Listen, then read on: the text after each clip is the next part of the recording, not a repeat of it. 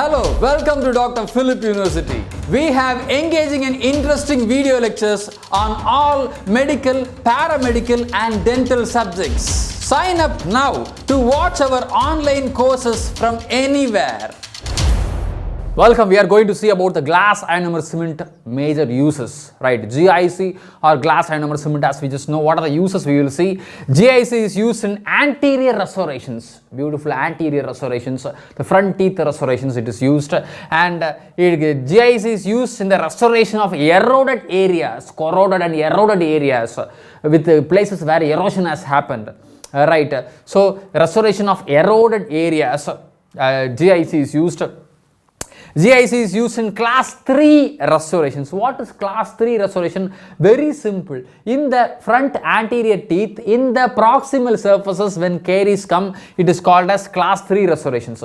Very simple. I will just put a picture and show. See, this is the front teeth, the incisors, the crown. So here in this region, if there is a decay, you have to remove it and you have to fill it. So in this proximal region, in this very distal proximal region here, it has happened. So this is called as class 3 restoration. So for class 3 restorations, GIC is used, and in class 5 restorations also GIC is used. What is class 5? See correctly, this is the cervical line, and in the cervical area if caries comes, in this neck region if caries comes, it is called as class 5 restorations are needed, right? So for class 3 as well as class 5 restorations, glass ionomer cement is really recommended, and glass ionomer cement is used as a luting agent, so for placement of artificial crowns and bridges. Crowns means one artificial teeth, bridge means more than 2, 3, 4 crowns joined together, it is called as a bridge. So the glass ionomer cement is used as a luting agent also. Fine, and glass ionomer cement is used in core buildups. Core buildups, as I really told you, it is nothing else, it is very simple. Core buildup means, see, this is the very crown of the tooth, this is the root.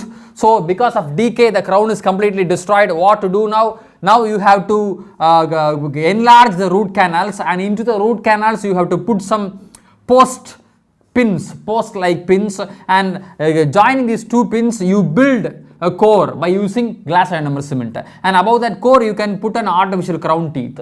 So this is it, core buildup, right? Post and core buildup, it is used in core buildup, and glass ionomer cement is used in pits and fissure. It is used as pit and fissure sealants.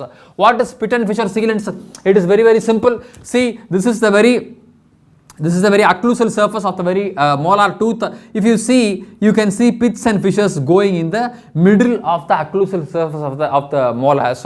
So these pits and fissures can be sealed in order to prevent the dental caries and dental decay. So for this pit and fissure sealants, glass ionomer cement is exclusively used, GIC is used. So to summarize the uses of glass ionomer cement, glass ionomer cement is used in anterior restorations, front teeth restorations.